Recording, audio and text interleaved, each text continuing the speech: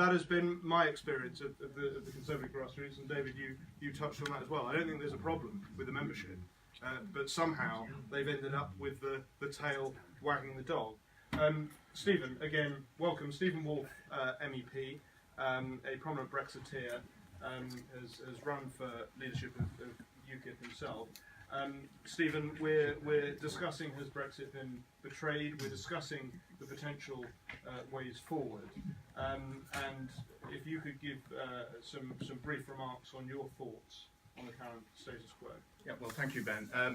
Thank you, ladies and gentlemen. I don't know whether you want me to sit or stand as I talk, because I'm literally dripping. It's taken me 3 flights, 2 trains, an underground and a taxi to get here from Strasbourg today, from what was supposed to be a simple flight, but then we had strikes at the border of Calais, strikes on the railways, and strikes at Brussels Airlines. And I thought Oliver Letwin had obviously taken charge of Europe's railways and plane system to come here. And I had prepared something, and if I could just read this, if I may. This was part of the speech I wanted to give to you today, and it's: since you, the Parliament, have done the nation so much right and yourselves so much honour as to declare, the people under God are the original of all just power, and given us thereby fair ground to hope that you have really entered into giving us their freedom and prosperity.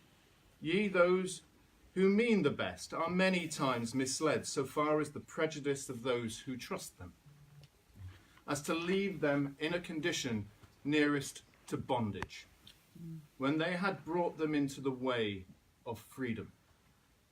Ladies and gentlemen, those lines were made by Lieutenant Colonel John Lilburne, one of the first pamphleteers and levellers, who fought with Cromwell to remove the King Charles I in order to provide freedom and democracy in this country.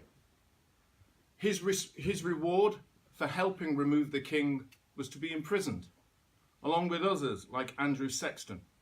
Those who challenged Cromwell once they put him into power, like the Burford Three, who were murdered at Burford for simply having the heretical view of a parliament elected by the people and the rule of law.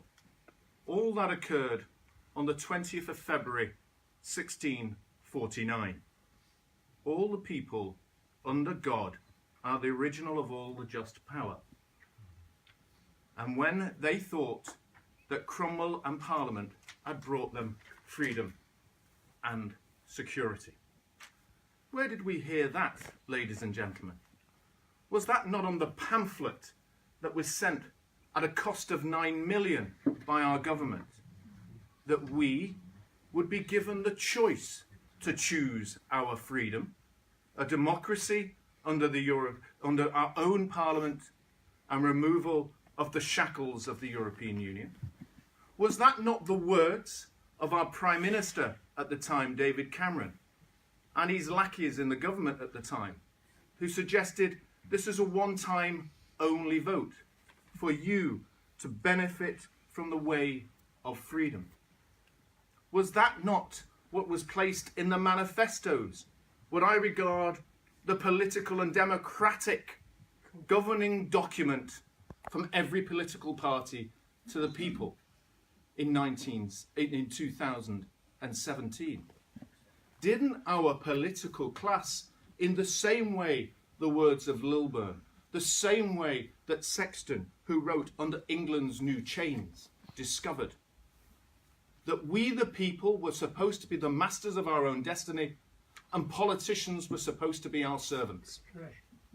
Today, we once again have our England's New Chains but rediscovered, because we know firmly, sir, not only in our constituencies, not only across the country, not only in this rotten parliament with rogue parliamentarians, have we got a political class that despise you, the people, and everybody who is not like them. We fought a war in the 1600s to remove a king who despised them. Every part of our history of this country has ended with some form of lawful rebellion and sometimes unlawful rebellion to remove those who regard themselves as above the people. We gave ourselves and hoped for a lawful rebellion with the vote, and they're stealing it from us now because their snobbery, their arrogance, their belief that you are beneath them is palpable in the odour that exudes from their very skin and from their words that exit their mouths. They are not fit to walk on those hallowed halls of that chamber, and we may have lost this battle to those who sit in the chamber that I left this morning, those who laugh at us, those who despise us, those who ridicule us, those who offer jokes to our Prime Minister and seek to belittle this great country in the way that I've seen over the last few weeks. Now I say to you, you will be feeling despair because I certainly feel it. But you will also be feeling anger. Now we need to turn that anger on this political class. We need to enact lawful rebellion once more in every way that we can. We need to make every parliamentarian, local politician who has denied us our vote uncomfortable in walking the streets wherever they eat. It is just the same way that they have insulted you by calling you, in the words of Clive Lewis, the MP, racists and right-wing fascists for wanting to have your democracy. We will not stand by and allow that kind of hatred, that kind of nastiness to ruin something as beautiful as democracy and freedom. Sorry, Ben, I know there was a question, but it's lawful rebellion we need to move into. By pounding the streets tomorrow outside the Houses of Commons to let them know we have not gone away. To ensure that they hear us everywhere in their own constituencies. And yes, sir, making sure you get more motions and amendments against those Conservatives. That is how I feel today. And there is no way that 3 planes, 2 trains, a taxi and a ride would have made sure that I didn't get here tonight to be amongst friends and patriots and lovers of freedom, because I know it's in your hearts and we aren't going to let it die.